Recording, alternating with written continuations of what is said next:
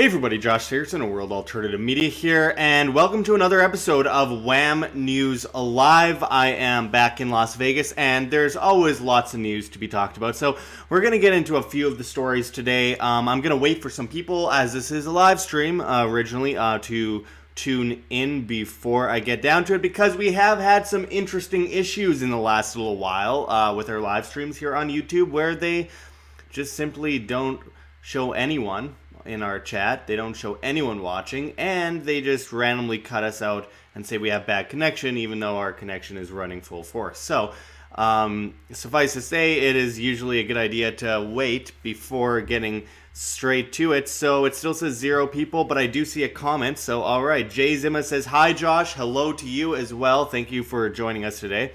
Tim Harney says, howdy from Toronto, hello from Las Vegas. And man, I just drove above Toronto about a week or so ago, or 2 weeks ago. Leal T Man, I don't know how to say that, says, hi Josh, we are here. Paul Brown says, truth is being told, that's why. Very likely the case. Anyway, Red Sox 101 says, work harder, the national debt is not going to pay itself. We do have a story that might relate to that a little bit today, actually. And then Florin12345 says, hello Josh, and Elite MMA Fight Pick says, sup UK representing. Hello to everyone. Okay, let's get to the news. First of all, make sure to press like on this video to help us get boosted in the algorithm, because otherwise, YouTube and its shenanigans, the usual kind of fun stuff that we have to deal with. So if you can press like on this video, it will help us a lot and help us reach other people. Hopefully, though, of course, YouTube algorithm changes about 430 something times a year on average, so it's hard to really keep up with it. So anyway, let's get to the news. I'm going to start with my first story here. I want to kind of get into it starting off the show, because tomorrow is Canada Day, and this video will be reposted tomorrow as a separate report on Canada Day. So I think it'll be important to go into that first. So when I say Happy Canada Day in the video, remember it will be showed to everyone tomorrow. And the way I do this here at WAM during these live streams is that I do the report live for everyone to see, for all you guys to watch me make mistakes. And then I close it off, but I continue to talk with you guys here. Super chats go to the top and all that.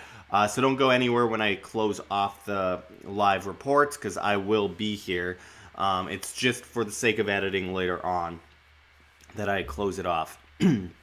So anyway, let me get a video loaded up here, or an article, and let's get right to it. All right. 3, 2... All right, happy Canada Day, guys. There are a lot of stories in the news regarding Canada. As per recently, the economy is not doing very well. The yield curve inversion, the 10-year and the 1 month, has inverted, so that's a huge issue. There's recession on the horizon for Canada, and of course, as this article from The Economist says, Justin Trudeau starts Canada's election campaign as the underdog. Now, this is a symptom of a larger issue that I'm going to get into in a moment. But first, I'm going to get into this story. As it says, voters are doing well, but not feeling good. And as the article goes into, Justin Trudeau received the kind of welcome in Washington, D.C. on June 20th that Canadian prime ministers dream of. President Donald Trump, who a year ago called him dishonest and weak, now saluted him as a friend and treated him to lunch at the White House. It's all theater, folks. He promised to help Canada in a diplomatic row with China, provoked in December when Canada arrested a prominent Chinese businesswoman to comply with an American extradition request. Nancy Pelosi, the Democratic Speaker of America's House of Representatives, said she was optimistic that Congress would eventually ratify a deal which includes Mexico to replace the North American Free Trade Agreement, a Canadian priority. She gave Mr. Trudeau a basket of Californian wines, nuts, and chocolates. He does like nuts. She gave, or those were his winnings from their wager over the duel between the Toronto Raptors and the Golden State Warriors in a basketball championship. An auspicious rainbow appeared over Andrews Air Force Base as Mr. Trudeau's motorcade arrived for the flight home. The omen may have been misleading. On the day of his Washington visit, Canada's MPs dispersed from Ottawa and hit the barbecue circuit to begin the unofficial campaign for the general election due in October. In the opinion polls, Mr. Trudeau's Liberals have been trailing the opposition Conservatives, led by Andrew Scheer, since a controversy erupted in February over what looked like an attempt by the government to interfere with the justice system. And, of course, that regards the SNC Lavalin situation, where basically it looked like, well, his riding, SNC Lavalin, a lot of people who work there would have lost their jobs if, they went through with this whole lawsuit regarding what we saw with them aiding Libya's government and a whole bunch of nefarious activities and, the usual corruption from a corrupt company, and that Justin Trudeau pushed Judy Wilson-Raybould to not go forward with this and to try and save SNC Lavalin as much as she could, which she ended up testifying against. But there's more to this story, guys, because as per usual, we have a situation where the politician, the head, the puppet, the actor, the guy with the nice hair who stands at the podium is not very popular, and people want change. Every single election, we see this very same situation unfold. We saw that with Harper. We all remember, if you're a Canadian driving down the street and you see a stop sign that said "Stop Harper," someone would put a Harper sticker below "Stop."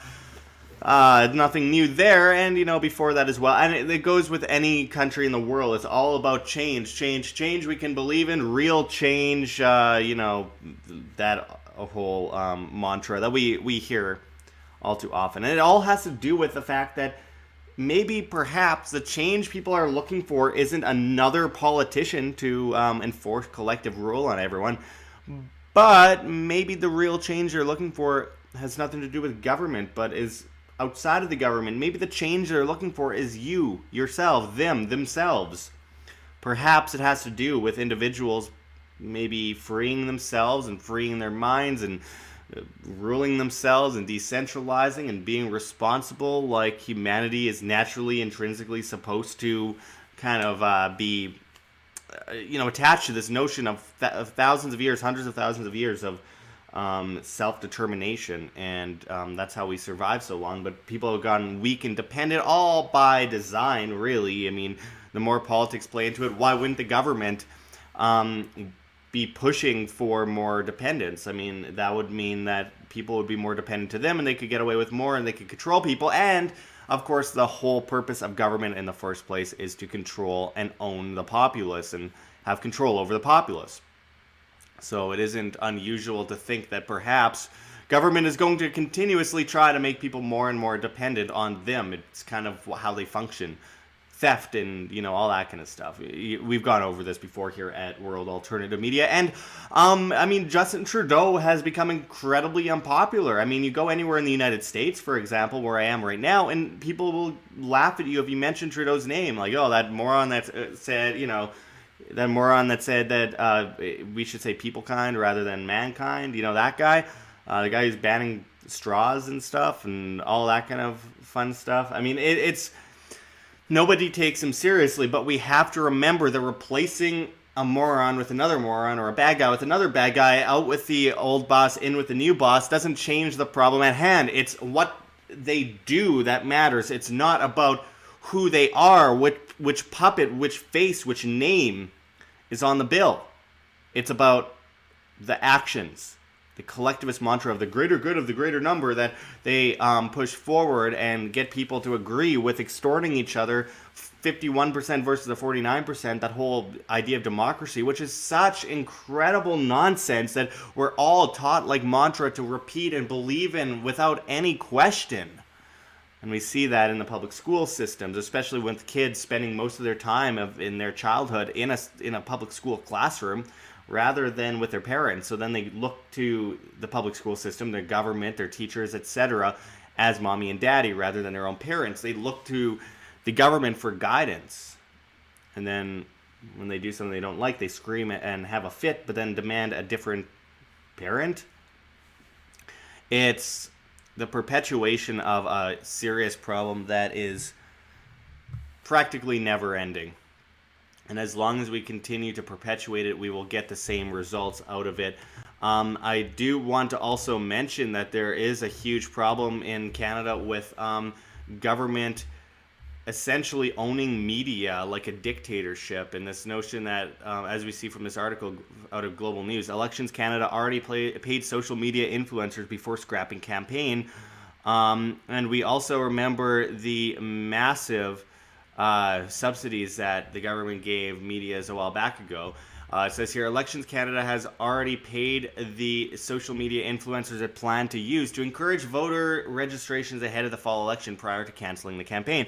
A spokesperson for the agency confirmed to Global News that it already gave out at least some of the $650,000 set aside to get the 13 influencers, musicians, athletes, and YouTube stars among them to feature in a promotional campaign aimed at increasing voter registration. Of course, they want more people to vote in a new puppet. And I quote, "Yes, the influencers were paid," the agency said in response to a question from Global News asking were any of the influencers already paid. And I quote, "Most of that money has been spent already. We are working to recover some of it." So let's actually think about this for a quick moment here. The Canadian government gave out $600 million, I believe, bailout of medias, which were going under, which are failing mainstream medias, essentially. And then it's worth mentioning at the same time that you have this digital constitution or digital bill of rights or something that Trudeau put out a little while ago with 10 bullet points, which basically say in order to protect free speech, we must tell you which medias to support, which independent medias to ignore, which independent medias to avoid, and how we cannot have hate speech in our country, and that hate speech being subjective to whatever the government decides it is, which could, in very many ways, like we've seen in places like China, involve just not criticizing the government or your social credit score diminishes. It is incredibly crazy and Orwellian, but we are so far past 1984 at this point, and we're into 2084. I mean, I can't think of another way to put it. I mean, we are beyond whatever we thought we had before regarding free press. We don't have free press anymore. And the government is organized crime, and it's a racket, and it's a complete scam. And we continue to fall for these tricks, and we need to rule ourselves. We need to be responsible. It comes down to you as free individuals. It comes down to you to make your own decisions in life and not tell other people because you have a good idea that it requires force of the organized crime racket we call the state.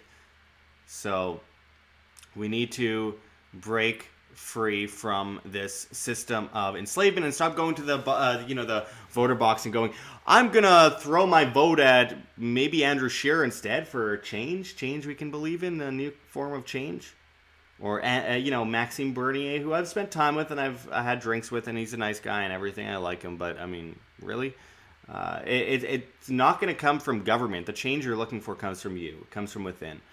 And there's no need to constantly perpetuate this voting issue forever.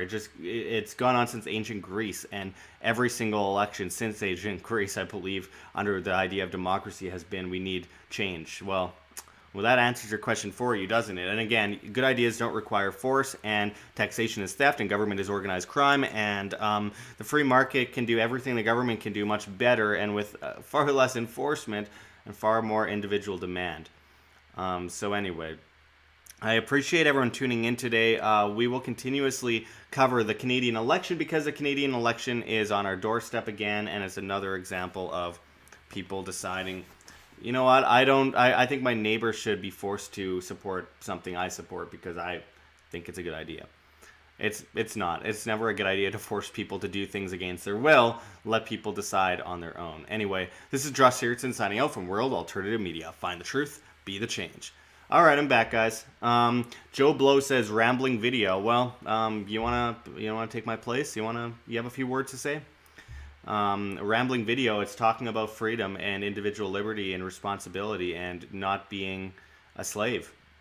If you find that to be rambling, fine, but maybe it's just that you can't comprehend what I'm saying and you have a low attention span. Anyway, getting on here, I've got some more reports to do today. I hope this stream is healthy. It keeps shutting off on my end, but it looks like it's still working on your end, so let me know if there were any problems during that report, glitching out or shutting down, because I'm telling you, the internet coverage lately has been absolutely ridiculous in Las Vegas. I've seen worse. I've seen very few places with worse internet, even in the middle of Africa and Mauritania. There was, to some degree, better internet, so it's a little strange. I'm just noticing my gain was a little too high on my microphone during that, so hopefully it wasn't too bad. Hopefully you all can hear me and it wasn't overpowering. Anyway, let me just fix the framing here because it looks like there's lines around the frame. I want to make sure that there aren't black lines on every side of this video. Maybe that's better. I don't know. Anyway, we're going to get on to our next story here. Liza Jean Williams says, at Joe Blow, shut up, go away. I kind of agree. I mean, I want simpletons to be able to hear what I have to say, but also it gets very annoying having to deal with them making pointless, waste of time comments, you know? Anyway, what's up? 52 says, we can hear you just fine. Okay, good to hear. Awesome. Let's see, my next video, I'll try this one out. Yeah, I'll go for this one. All right. Again, I do these videos live on the screen, and then I cut them out and repost them later on. You get to watch me make all the mistakes, but don't go anywhere. When I finish this next report, I will still be here to take your questions. Again, if you have any questions, it's hard to go through the whole chat. Super chats help, and they help keep us alive here at WAM as we're dealing with vast shadow banning and demonetization and censorship. Anyway, let's get to this. Rika the Hopeful Volunteer says, Harry Belafonte, shut your mouth, go away, mama, look, boo-boo day just got here. Hey, Josh. Hello, and you certainly had an interesting entrance. All right, on to the next report here. Load that up. All right, let's do this. All right, as this article out of Zero Hedge says, BIS warns slowdown is worsening and spreading as central banks run out of ammo, and there's no doubt we are facing a very, very incredible time, one that the likes of which we've never seen before, because remember, the 2008 recession never ended. It was just pushed off longer than it should have been in the first place, with vast centralization, central planning, the usual suspects involved. And we are entering into a bear market in the dollar as crypto and gold see rallies. We're not sure how long that will last, depending on manipulation tactics as per usual. But let's look into this article. As it says, every 6 months or so, the Bank of International Settlements, also known as the central bank, publishes some dire warning about the increasingly precarious state of the global financial system, largely as a result of an unprecedented monetary experiment that is now pushing on a string. And every 6 months or so,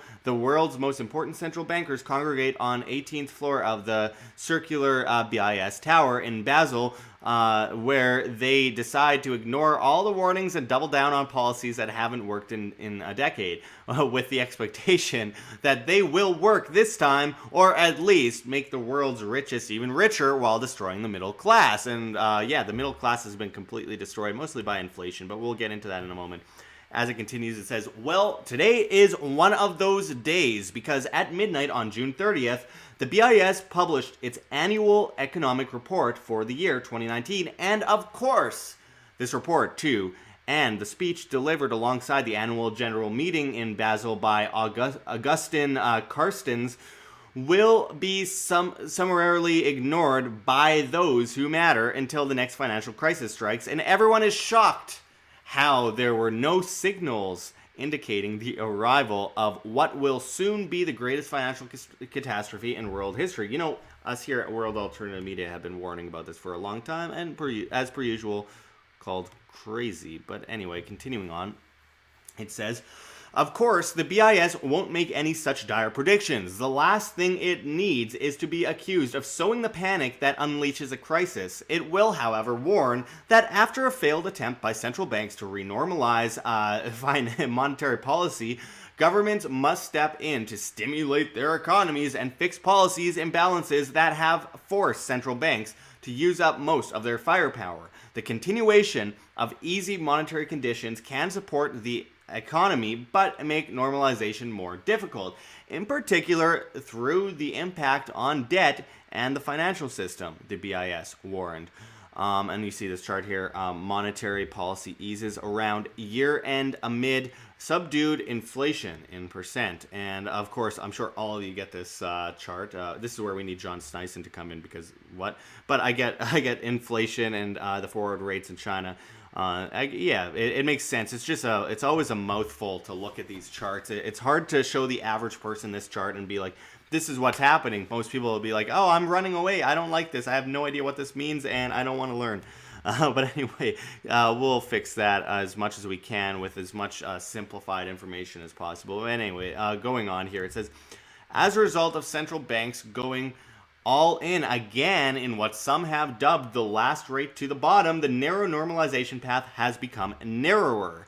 If that wasn't enough, in his speech, Carstens explicitly brought attention to this critical issue, and I quote, while the near-term outlook is still good, there are many vulnerabilities further out. For the global economy to remain on course towards clear skies, other policies need to play a bigger role, and policymakers must take a longer-term perspective. In particular, a better mix is required between monetary policy, fiscal policy, macroprudential measures, and structural reforms. And navigating the way to clear skies also means balancing speed with the stability, as well as conserving some fuel to cope with possible headwinds. This matters all the more given the many uncertainties and risks we face today. The above excerpt comes from the speech by BIS General Manager Augustin Carstens, who urged politicians to ignite all engines to overcome a global soft patch, which can no longer be punted on central banks in hopes that lower rates will stimulate the global economy for one simple reason. With rates at all-time lows, there is virtually nothing left to cut. Worse, rates are now so low that at least the BIS admits banks are now suffering as a result of monetary policy. And as it continues here, it says price stability, central bank's key mandate, naturally reinforces a case for maintaining policy accommodation or easing further as inflation is below target.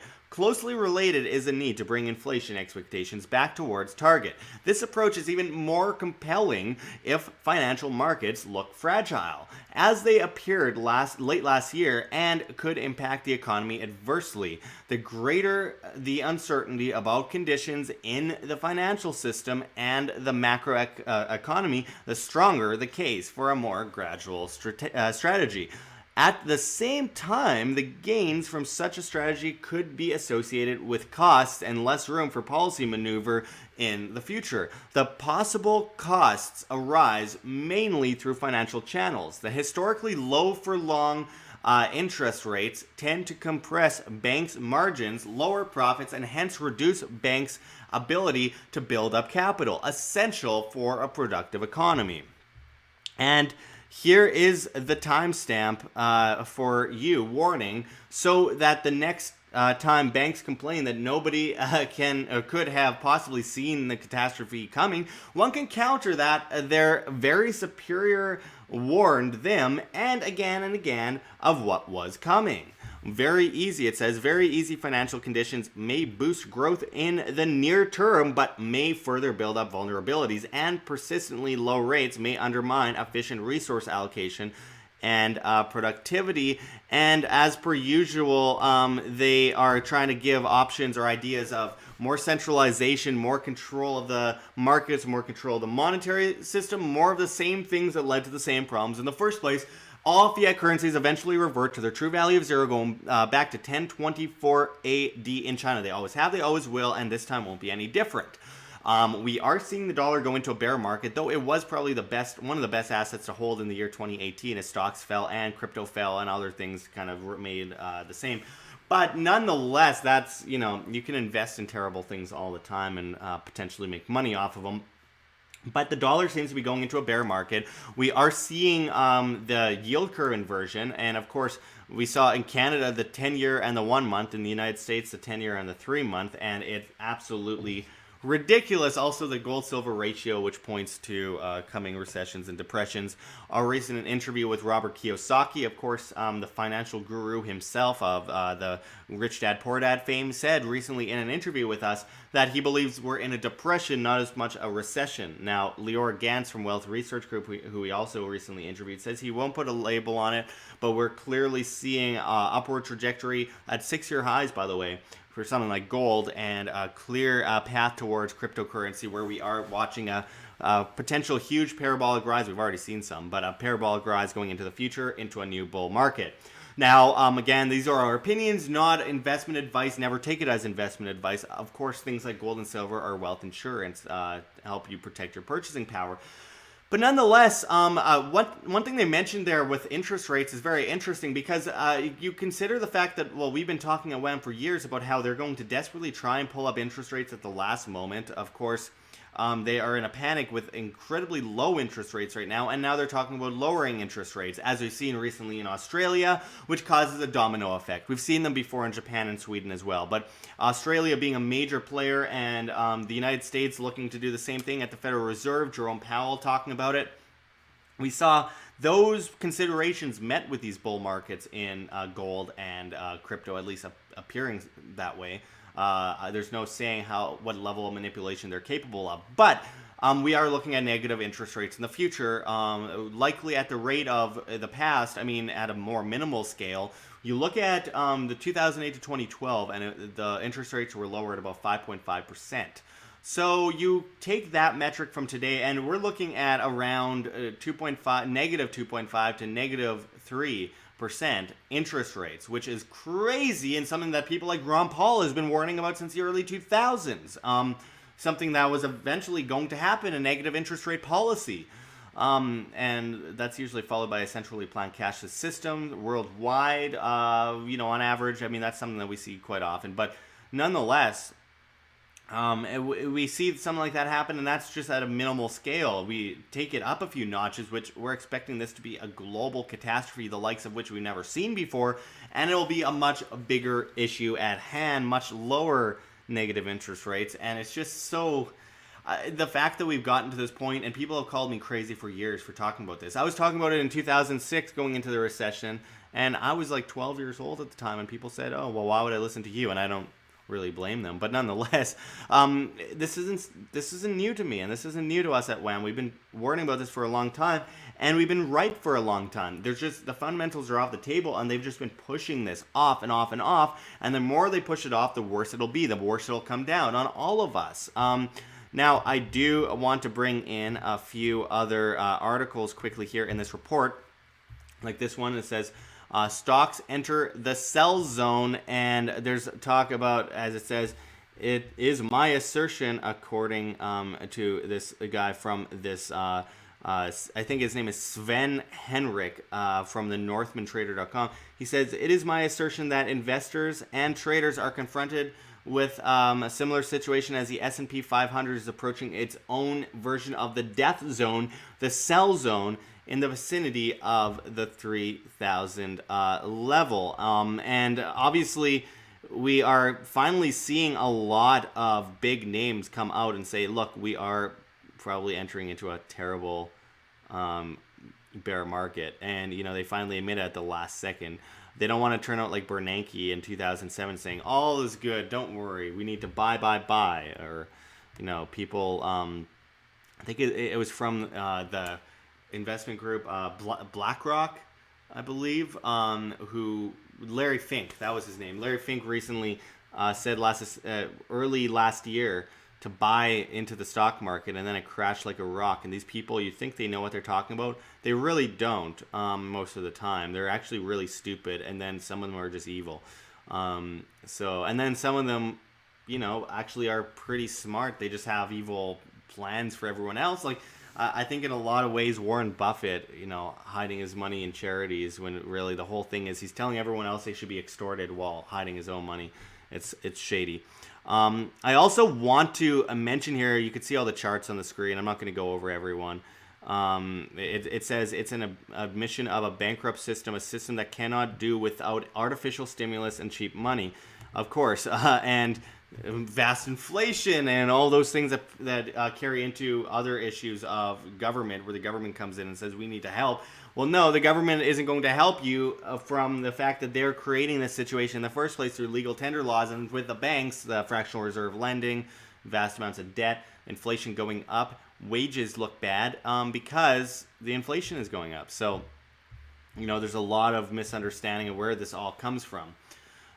Anyway, carrying on, I do want to mention that the banks are mostly bankrupt. You look at their cash deposit ratio on their balance sheets, and many of them are looking at about 1% or under. Deutsche Bank is falling. Their derivative exposure is somewhere around $45 trillion. Ridiculous. It's over the point of being bailed out. I think Germany's economy is $3.5 trillion on average. I went to Deutsche Bank recently and trolled them at their headquarters in Frankfurt. And I think it's incredibly important to call these guys out where you see them, and then dodge them when they jump out their window. So always be careful of falling bankers. Anyway, I'm rambling. My point is, we are entering into a market and a monetary system the likes of which we've never seen before, and it's incredibly crucially important that all of us, every single one of us, looks to ways to ensure our wealth from the coming collision course that we're on. I mean, it's absolutely crazy. This is involving a lot more than just a monetary system, but it's carrying over to the housing market, something we've worried about for a long time. 74% of U.S. housing market unaffordable for average American, and that plays into foreign investment, that plays into vast inflation, that plays into housing manipulation, where we see in places like, all over the United States. Now, I shouldn't just name certain places. It's everywhere. It's not just hyper-localized. But collateralized debt obligations, mortgage-backed securities, credit default swaps, where you see in a lot of cases the return of these subprime lending, where we see massive amounts of people lining up for this. It's the same old thing, loan after loan, and then loans for the loans after loans. It carries on over and over and over again, and people just never learn from it. So we need to start looking at these problems on a global basis, understand that this is just basic economics. This isn't rocket science. It's very simple, really, but people are resistant to learn about money because it's boring. It's considered boring, and they just don't want to have to deal with it because it seems like it's more complicated than it is. But it's actually quite simple. It's just made complicated on purpose so people run away and don't listen and cover their ears, eyes, and mouths, so they don't have to learn about one of the most important topics that anyone can learn about, which is money. Because if you don't understand money, your money has control over you, and therefore the people controlling the money have control over you. If you do understand money, you can have control over your money, which means that the people controlling the money cannot control you, and therefore you rule yourself. It's very important. It's one of the most important parts of self-determination and self-responsibility and self-ownership and control. Responsibility being the hallmark of freedom itself. So never forget that, folks. You must do everything in your power to try and understand these topics so that you can get ahead of the rat race and ensure that you can provide for your family going forward, and you don't end up in an impoverished situation like so many Americans and elsewhere. I mean, poverty rates are skyrocketing everywhere. It's terrible. They hide employment in the labor force participation rate. So when you see employment numbers going up, think again. Anyway, I do want to give solutions because there's more solutions to these problems than there are problems. And it comes down to, again, self-responsibility, financial stability, and also going into what I always say: food, water, shelter, self-defense. You're not gathering things for the toughest guy on the block. Gold and silver as wealth insurance, not investment advice, like I said earlier, but wealth insurance, and way, you know, just being able to insure your wealth against these crises that happen over and over again. And then, of course, cryptocurrencies that are properly decentralized and fundamentally useful. There's scarcity, application use, and demand for them, which means not many of them, but the few that are in that category, you have to do your own due diligence. There are incredible marvels in that world that can help you in this kind of situation, decentralizing and breaking free from government, as well as blockchain infrastructure technology that's truly decentralized and not controlled by a centralized entity. So anyway, that's very important, and also privacy coins and all that kind of stuff. But going forward, this is going to come down to you, and no one's going to save you from yourself. No one's going to save you from the problems created by government in the first place. You do not want their help. Trust me. They're predatory, and they're looking to extort you in any way they can, and lead you to the slaughter as a slave, willing to do anything to ensure your own ability to survive in the coming rat race in front of us, the coming hurricane, the coming storm. If they shove you down a bottomless pit of debt, you are forced to ask for a ladder up from the government and the banking system, pushing you into perfect servitude to them right where they want you. So don't allow yourself to be pushed down that pit, and make sure that you do everything to protect yourself. Anyway, thanks for watching, everyone. And until next time, this is Josh Sigurdson signing out from World Alternative Media. Find the truth, be the change. All right, guys, let's see what we got here. As far as my Atlantis documentary, I see some people asking about that in the chat. Again, 30 hours of footage. I'm doing whatever I can to edit it and do that as fast as possible, but I also have to post videos every day, so it's not easy to do that. So if that's an issue, I apologize for that, but it's there's only so much I can do. I mean, it's a really difficult thing to edit a huge documentary while also having to post videos every single day. So anyway. Hope the connection wasn't too bad. It looks like it was buffering a bit. Let me know if it was cutting out at all. I hope it wasn't. Because then I have to pull out a pixelized video later to repost. Let's see. I'm just looking at some of the comments. Again, super chats go to the top. But I did see during that video while I was talking that there was a lot of talk or people asking about the documentary, and I'm going to do whatever I can to get it out as soon as possible. Anyway, I got Mrs. B. Stacy says, I don't think money is a boring topic for people. I think it's an uncomfortable topic for people. As an accountant, I see people's cognitive dissonance kick in when I speak about it. That's very much the case for, I guess, a lot of people. I do feel, though, that a lot of people kind of avoid the topic as well, because it just seems like, oh, it's out of sight, out of mind. I don't want to know about it. It's just so crazy, numbers and math and all that kind of stuff, trigonometry, you know. And I don't blame them. I was like that in school, but not that they were teaching me anything of value in school, but you know. But it is really difficult to make people aware of these subjects when it is kind of complicated. But there is also that other part that comes into it, the uncomfortable. I think both of them might even play together, work together at the same time. Both uncomfortable and something that's just too complicated for people to want to have to figure out. Again, I hope my video quality is somewhat decent. It looks like the stream health is terrible, as per usual. Rika the Hopeful Voluntarist says, yeah, it was cutting out and coming back in. Ah, that's going to be terrible after the fact to have to deal with. I hope when I'm using this program that it just uploads properly after the fact, and it doesn't do that, because I'm going to have to cut those reports out as separate reports, and I can't do that if it's cutting out. YouTube, and you know, this is a weird thing. I have full internet and full upload speed and full download speed right now, but it just cuts out like the internet's not working. It's really, really frustrating. So I might, if that's the case, if it's cutting in and out like that, I might have to do my other reports as recordings and just post them as recordings rather than depend on YouTube stream health, because I'm really not wanting that whole video I just did to have been cut up like that, and I don't want that to happen to several videos in a row. So anyway, Robert McKenna says you have to know the difference between money and currency. To a degree, but I mean, everything's subjective to the individual at hand. I mean, we can place, um, definitions on things, but money is whatever people are willing to use as money in the end. I mean, if people can say there it has some intrinsic property, but I think it's more subjective than anything. So when it comes down to it, if I say that this, say this, I don't know, this pamphlet is money and other people accept it as money, it's money. I mean, it's subjective. Of course, some things will stand out more than others. I mean, fiat is technically money. It's just bad money that's based on faith and is extorted from people via forced usury, which is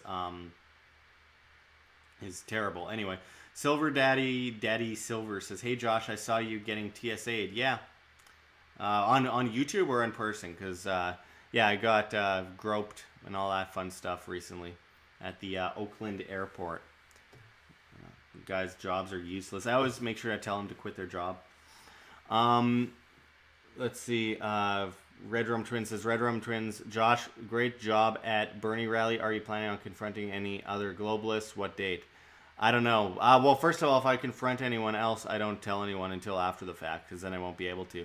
But also, I mean, yeah, I'm planning on confronting others. It's just all about access. It's really hard to do those things.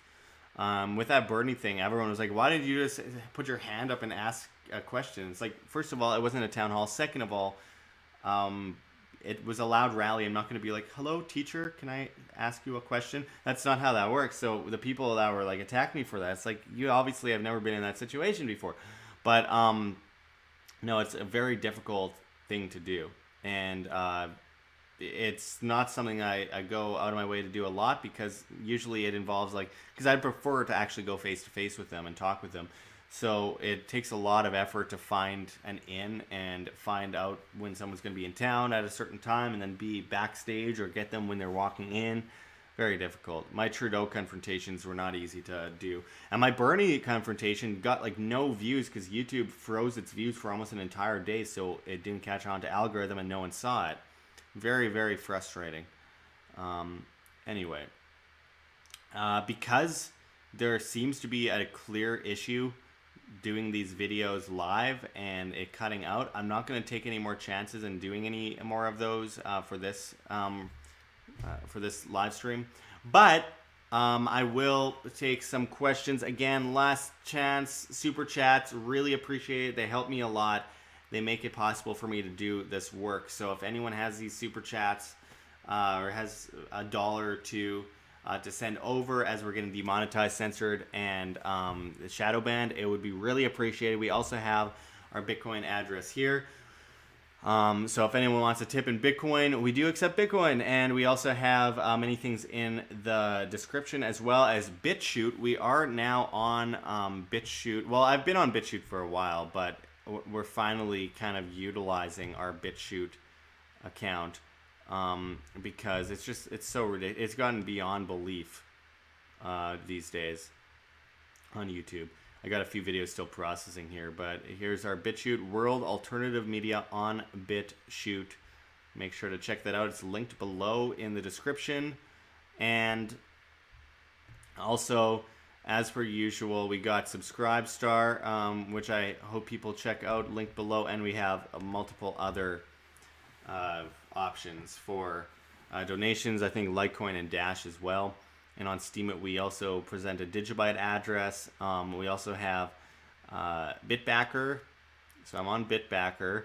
And I'm also on, I'm trying out Float, Flote right away. I'm trying out Voice.com, trying out PocketNet, trying out, DTube is on a new blockchain, so I'm trying that out. There's so many things. BitTube, Minds, all of those. On all of them. And I've been trying this. I tried to sign up for Brighteon, but they weren't really letting me get an account yet, so we'll see how that goes. I don't know. But we need other options at this point, or else we're all going to be ripped to shreds as independent media. Anyway, I see a $2 super chat from Roy Lowry. Thank you so much, Roy. I really appreciate it. He says, Josh, will the collapse look like 1929 or Mad Max? It's a good question. I mean, it's hard to say, but I mean, 1929 was minimal in the amount of, money wiped out compared to what we're probably going to be seeing very shortly in the next bear market and the next crash. I mean, we're talking about a global collapse at this point, and a domino effect across the board, which will be like nothing we've ever seen before. It's being pushed off so much. It's just absolutely crazy. And it will not end well for anyone. I think that it will be it will be a cross between 1999 or 1929 and Mad Max, because I do think that people will be essentially capable of not killing each other. There will be that, but I don't think it'll be as bad as some people think. It's not necessarily like the movies. People find a common ground, and people are usually good everywhere. And I think a lot of people will be helping each other out. All right, Red Rum Twins sent $50 in the super chat. Thank you. That's amazing. I really appreciate it. That helps incredibly. $50 goes a long way here at WAM. And I really appreciate all of those donations. For some reason, it just showed, or it just cut off his message and hit it. So I'm gonna press to show that message. He said, I donated again, even though you were mean to me in a comment. When was I mean to you in a comment? I'm not sure. I don't remember. I just respond to comments that I see. I don't know. I don't see that. Was that today? I don't know. I just respond the way I usually respond to everyone. It could be taken badly or out of context. But he says, Red Rome Twin says, it's okay, I deserved it. All right, yeah, I don't know. I sometimes respond quite negatively to certain comments, but again, that's the problem with text on the internet, is you can't tell emotion or intent. So it's hard to say how that is. But anyway, I really appreciate the $50 donation. That goes a long way, and again, that helps us keep the costs going, because right now I'm basically bare minimum. I've got like no money, so it's really hard. I'll do this no matter what, even if I have no money, but it's a lot easier if I had a few dollars to actually rub together to be able to put out content all day, every day. 18 hours a day I work on this stuff, and personally, if I could, I'd put out 5 or 6 videos a day. Can't physically do that, and besides, if I did, YouTube doesn't appreciate it and make sure that nothing gets viewed. I actually get less views the more videos I post a day, which is really strange. So I want to reach people, and I want to reach people with our message of freedom, individual responsibility, decentralization, and that kind of stuff as well. So it's really difficult. Let's see. Briggs put a smiley face. Smiley back at you. Here, I'll make sure to write that there. All right, I'm getting to the point where I'm rambling and being lame. So I really appreciate everyone tuning in, and I really appreciate the super chats. The super chats are a huge part of what we do here, and making it possible for us to run our media, because YouTube has cut down monetization dramatically. The Vox adpocalypse has really hurt a lot of us, and it's completely demonetized Dan Dix of Press for Truth, 100%. Same with Ford Fisher of News to Share. Both of them will be staying at my house coming up right away in Las Vegas for AnarchoVegas 2019. And by the way, if you haven't checked out AnarchoVegas 2019, make sure to do that at www.anarchovegas.com.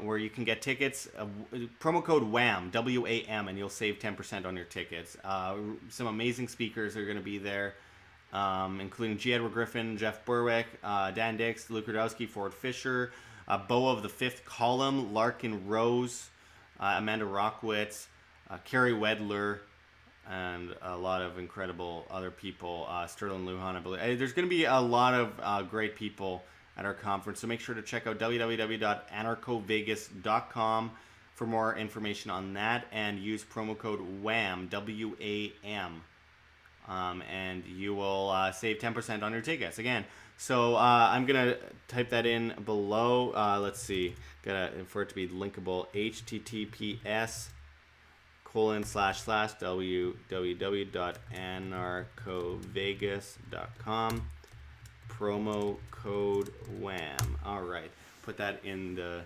chat for everyone to check out. Red Room Twin says the cutting out is bad, never happened before. It's so brutal. It infuriates me because I might not be able to take any of my videos out of this thing to post, which makes it more possible for me to, edit my documentary. If it's cutting out, I can't do that. So it's just more time I have to spend on this without being able to get my documentary out, which I've been trying to get out for 2 months now. Very, very frustrating.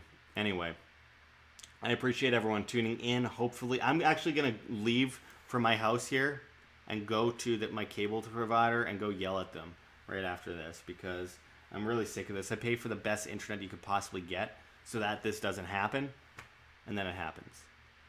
So, I'm not happy about that. Anyway, appreciate everyone tuning in. Until next time, this is Josh Sigurdson signing out from World Alternative Media. Find the truth, be the change.